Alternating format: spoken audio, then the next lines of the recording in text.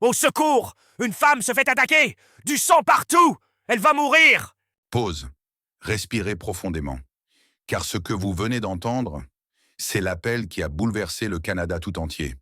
Cette femme, c'était Taylor Mitchell, 19 ans, une étoile montante de la folk canadienne.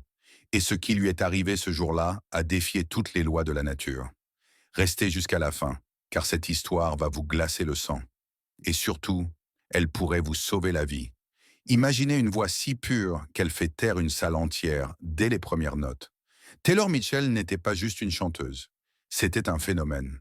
Née à Toronto en 1990, elle portait déjà en elle cette magie rare qui transforme des mots en émotions brutes. À 18 ans, écoutez bien ça, elle écrivait des chansons qui semblaient avoir vécu sans vie. Ses paroles, profondes, sa voix, envoûtante. Son avenir, illimité. 2009, son premier album For Your Consideration explose. Les critiques s'emballent, la CBC la consacre. Le milieu folk canadien, pourtant difficile, l'adopte immédiatement. Mais voici le détail qui va tout changer dans cette histoire. Taylor détestait les projecteurs. Ce qu'elle aimait vraiment, la solitude, la nature, les longues marches qui nourrissaient sa créativité. Et c'est exactement cette passion qui va la mener à sa perte. 27 octobre 2009, Nova Scotia. Taylor vient de terminer une série de concerts. Elle a quelques heures libres avant le prochain show. Une pause bien méritée. Alors qu'est-ce qu'elle fait?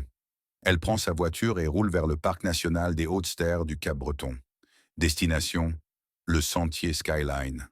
7 kilomètres de pure beauté sauvage. Des falaises à couper le souffle, des panoramas infinis, le genre d'endroit où les artistes viennent chercher l'inspiration. Le piège parfait. Car ce que Taylor ignore, c'est qu'elle n'est pas seule sur ce sentier.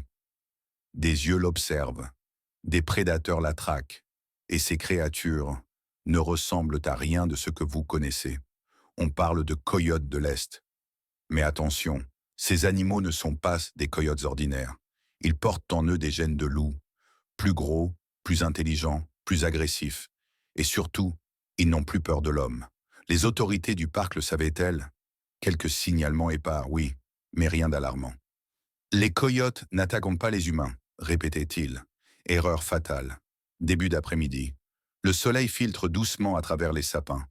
Taylor enfonce ses bottes dans le gravier du sentier. Elle est seule, détendue, confiante.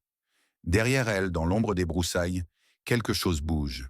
Pas un animal. Plusieurs. Ils la suivent depuis combien de temps? Impossible à dire. Mais leur stratégie est terrifiante de précision. Ces prédateurs ne chassent pas par instinct. Ils calculent. Ils planifient. Ils attendent le moment parfait. Taylor continue sa marche, inconsciente du danger. Peut-être pense-t-elle à sa prochaine chanson? À ce panorama magnifique qui l'attend au bout du sentier? Elle ne sait pas qu'elle vient d'entrer dans une zone de chasse. Le vent porte son odeur. Sa démarche révèle sa vulnérabilité. Pour ces créatures hybrides, elle n'est plus une artiste, plus une femme. Elle est devenue une proie. Et la meute resserre l'étau. Chaque pas la rapproche de son destin.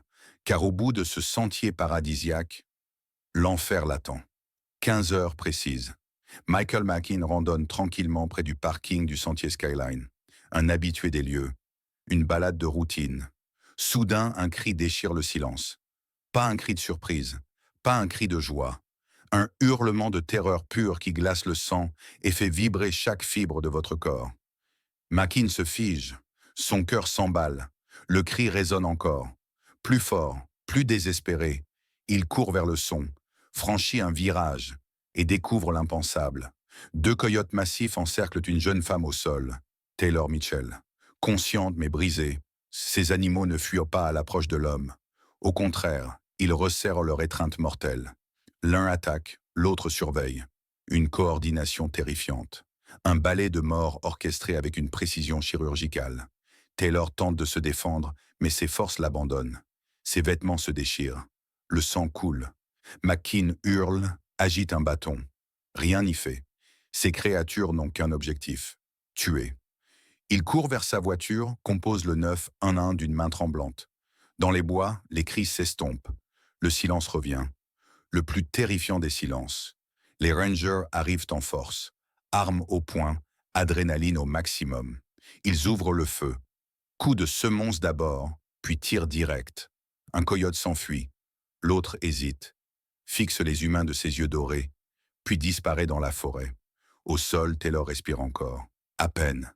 Ses jeans en lambeaux, son manteau trempé de sang, des blessures profondes partout. Tête, visage, bras, jambes. La scène la plus brutale que j'ai jamais vue dans ce parc, témoignera plus tard un ranger. Mais elle vit. Contre toute attente, elle vit. Course contre la montre. Hélicoptère médicalisé. 400 km jusqu'à Halifax. Chaque seconde compte. Dans l'appareil, l'équipe médicale se bat pour la maintenir en vie. Perfusion, oxygène, pression sur les plaies béantes. Taylor ouvre les yeux une seule fois, puis sombre dans l'inconscience. À l'hôpital, l'équipe de trauma est prête. Chirurgiens, infirmières, poches de sang en réserve. Ils se battent toute la nuit. Mais parfois, le corps humain a ses limites. 28 octobre 2009, premières heures du matin. Taylor Mitchell est déclarée morte. 19 ans. Une vie à peine commencée. Un talent immense réduit au silence. La nouvelle fait le tour du globe en quelques heures. Chanteuse tuée par des coyotes. Expert sous le choc. Premier cas mortel au Canada. Car voici la vérité qui terrifie. Jamais dans l'histoire canadienne, un adulte en bonne santé n'avait été tué par des coyotes. Taylor vient de rentrer dans les livres d'histoire, pour les plus mauvaises raisons. À Toronto, des bougies s'allument devant sa maison. Des fans pleurent. Des musiciens rendent hommage. Sa mère, Emily Mitchell, trouve la force de déclarer quelque chose d'extraordinaire. Elle aimait la nature. Elle ne voudrait pas que les gens la craignent. Elle voudrait qu'ils la comprennent.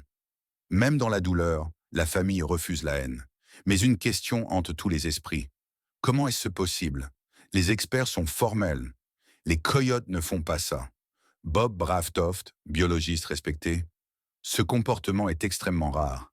Les coyotes n'attaquent même pas les humains. Pas au Canada, pas nulle part. Pourtant, c'est arrivé.